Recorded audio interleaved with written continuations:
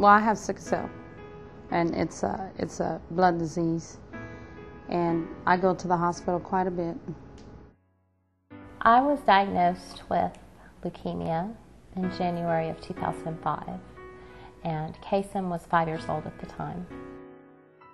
The main thing you experience when something like that happens is a complete loss of control over what's happening in your life. If you're a parent, especially of a young child, your major concern is their well-being as well. We had no idea what the outcome would be, but we knew it was serious when we got the diagnosis. And so before we even had been accepted to MD Anderson, we started with wonders and worries. We needed help in how to tell Kason and to have somebody that really was paying attention to him and how he was feeling. I was just feeling kind of upset and scared. And wonders and worries help me feel better about things.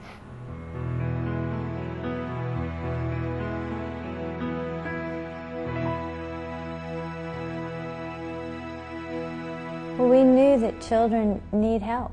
When illness comes into their family, they often realize something is occurring. They're very perceptive. They can pick up the cues within the family, even when the parents maybe choose not to say anything. And at the same time, parents want to do the right thing, but they don't know. They don't know what to do.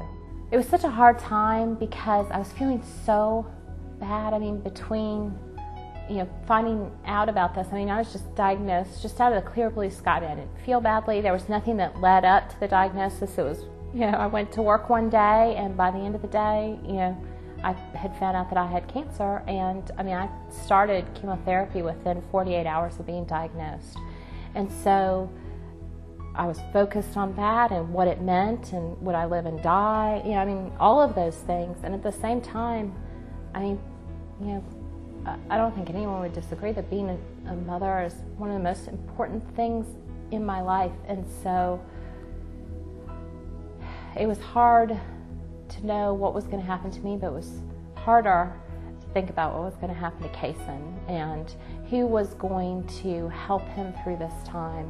I was very ill prepared for what we went through, and had a hard enough time getting my own questions answered, let alone being able to react to my children's questions and deal with their pain. The questions that children think of aren't necessarily the questions that adults have, and the concerns they have are different.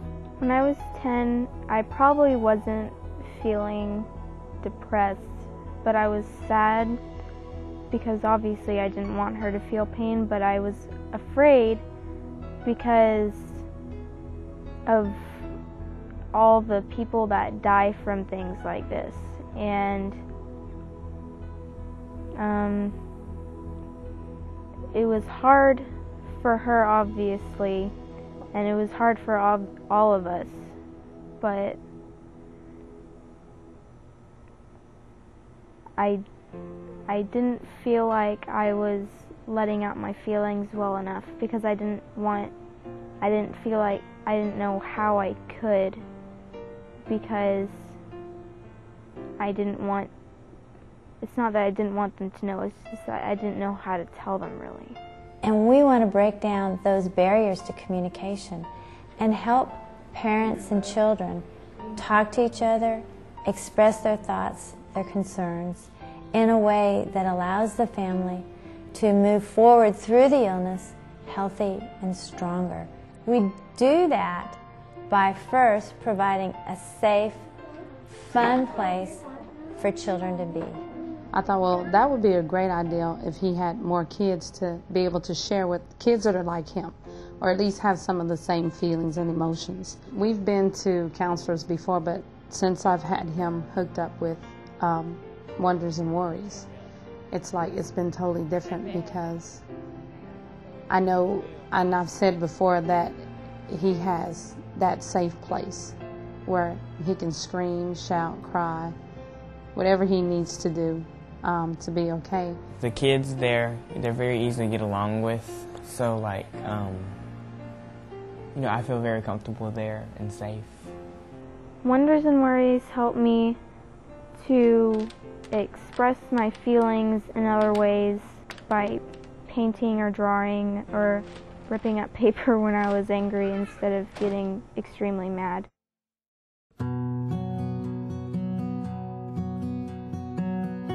What has continuously amazed me is they've had systems in place as they've aged, different group functions, different age brackets, everything they've needed they've had there for them. Once I got better, we did a parenting class with Wonders and Worries where it's kind of getting back into life, and you've had this big scary moment, and it's really kind of, you know, it's affected everything. It's affected all of your relationships, and kind of getting back onto more stable ground and what that means too. I mean, so they just were with us from beginning to end.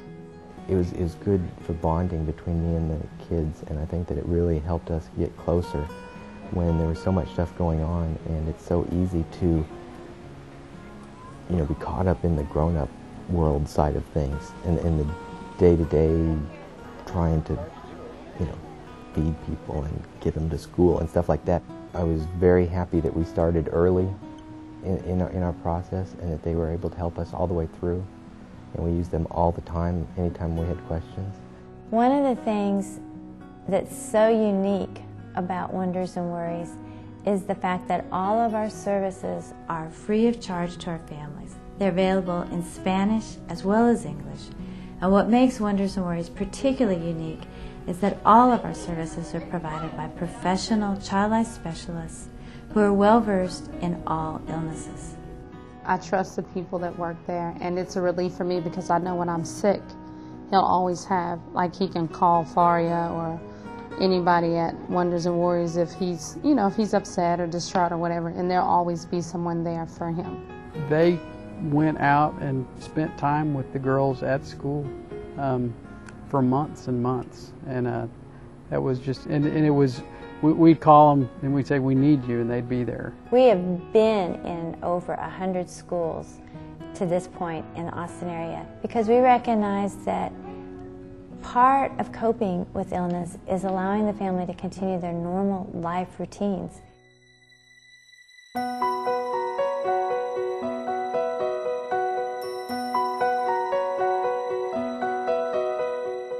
Some of our clients are staying with us many, many years in a very precarious place where often the other parent becomes the sole caregiver, nurturer of the children, and breadwinner. And to carry and balance all of that in such a stressful situation, they need support. They need assistance from someone like Wonders and Worries Child Life Specialist who can walk beside the family, assuring the parent that they are coping and that these are the things that will be most beneficial to help their children through such a difficult time.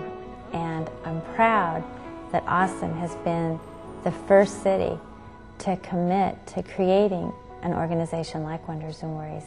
And I'm excited as we move forward to carry this idea to other parts of the United States, to know that our community is supporting us, allowing families to come without any barriers, including any kind of financial commitment, to receive such vital services. Once you're in Wonders and Worries, it's like a family. You're always a member. You may not be there every minute of every day, but it's a sense of comfort knowing that you can go back when needed. And it's valuable too for me because Faria, that works with Ryan, she not only talks to Ryan, but she also makes time for me in general. Like when I'm in the hospital or when I come home, she always makes sure that we're okay. So it's like, it's not just about him, but it's about me, my illness, him and my illness, and his feelings, and what it's going to take to get him from point A to point B.